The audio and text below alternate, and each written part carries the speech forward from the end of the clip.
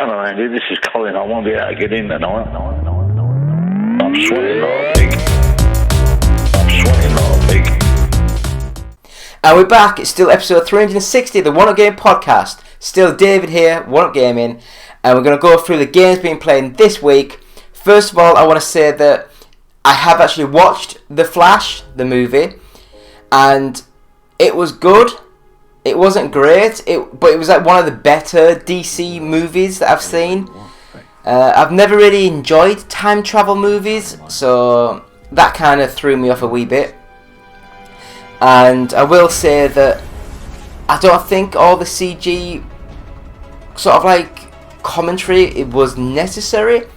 For me, the movie, technically it didn't look great, the CG, but I think it was artistically chosen to have that kind of weird look, because I don't think you would purposely make it look that saturated and that weird. I honestly think that they went for a time dilation-y thing and made it look a bit warped and a bit weird. That's what I think. I don't think that all this malark about the stuff is worth it. Decent movie. I don't think it's worth the millions of dollars it was meant to like produce and make, but it was good. So first game played this week was the Enigma Machine. Now this one, it looks as though you start off at a job and it's a simple text screen, and you have to basically like the computer's talking to you and you have to reply back, like give it your what you're doing, what you're up to, like a DOS commands, and it's really quite interesting, you know, how it like does all that. And then once you get so far through that sort of sequence, it goes into a first person view puzzle game, but the graphical style is very pixelated, kind of 1995 era, very janky, very grainy, but again it's an artistic style. But again, it was probably a budget game, so it's probably easier for them to do that. I enjoyed it until we got to puzzles, and then I just tapped out because my brain doesn't do puzzles. But if you're interested in a puzzle game with a first-person interface with a proper full computer, I'd give it a go. It seemed quite interesting. It was cheap as chips, but they're quite expensive now. But yeah, the Enigma Machine, not a bad little game. Next up, 8 Ball Pocket. Now this one, what can you say? It's a basic snooker, I guess it's pool simulator sort of thing. And I can't remember because I'm an idiot if it had UK rules and American rules, but I think I played a game of the American rules, stripes and dots, I think that, and a different shape on the braking when you're braking it, when you queue them all up. But it played alright, it looked alright, nothing special. The only criticism I had, when you were aiming, it was very slow or very fast. It was, you couldn't, it just didn't have that thing about it. It was just a bit weird. But yeah, 8 Ball Pocket, I wouldn't recommend. It's not the best game that I played. It's not the worst, but I wouldn't recommend it. Next up, Crazy Trucks. Now this game, oh my lord. It's a monster truck racing game that has horrendous physics. It has donuts for wheels.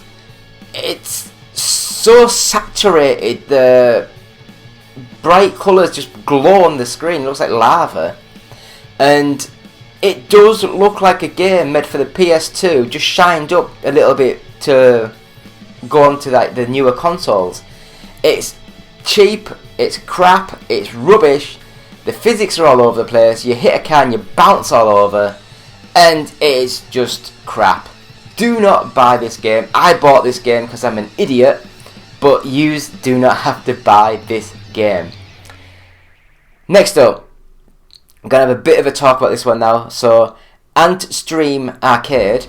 Now, I was really interested in this a year or so ago on the PC, but things happened and I didn't want to subscribe to a service, so I never got into the Antstream sort of thing. I knew about it, I was interested in it, but I never got into it. And then I didn't know nothing about this, but then all of a sudden I got loads of emails saying Antstream Arcade is out now for the Xbox Series X. I guess it's like Xbox One, Xbox, all the Xboxy sort of consoles, I'd ever guess. And this is a portal, a wrapper that you open up, and then it loads up to, I think it's got like over 1,300 old retro games. So I think it's got, and I might get some wrong, Arcade, PS1, Amiga, so Commodore Amiga, C64, Mega Drive, SNES. Can't think of anything else off the top of my head, but it's got like the 16-bit, the 8-bit. It's probably got NES. Yeah, it's got NES.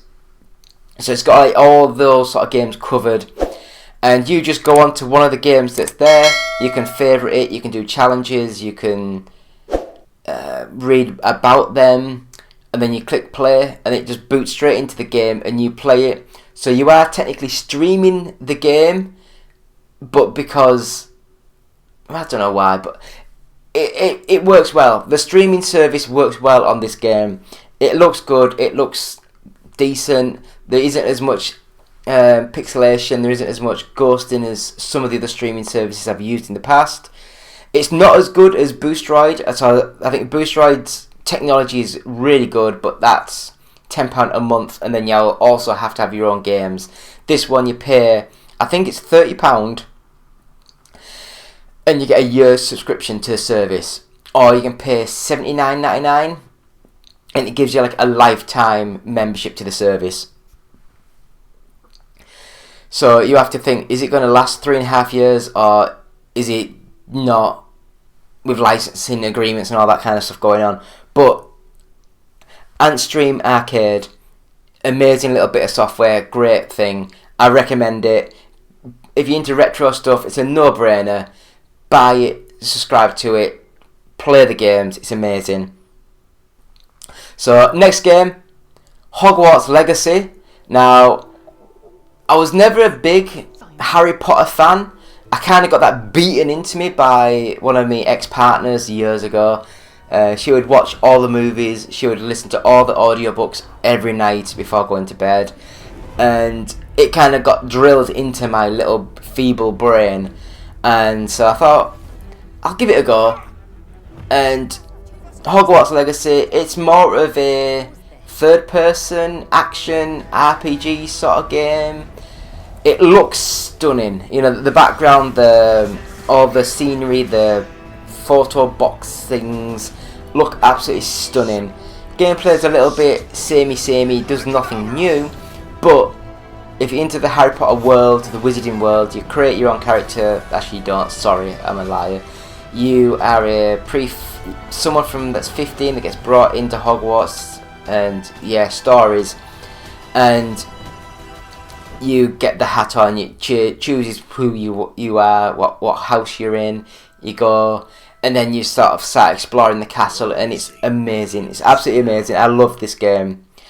Then we had MX vs ATV All Out.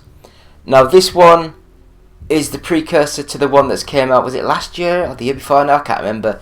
But like the full open world Rainbow Studios style off-road racing game. So you can have like MX bikes, ATVs, little quad bikey things, little buggies, and it's an open world. It plays great. If you loved all these old Rainbow Studio games from years ago, now they did do a lot of PS2 stuff and PC stuff. The gameplay is amazing. I love the gameplay. Moment to moment gameplay is amazing. Graphics look good, and I easily recommend it. And I can't remember what the hell the new one is now. Is it Alive? Can't remember. But the new one, if you can get that, that's also amazing. I love that as well.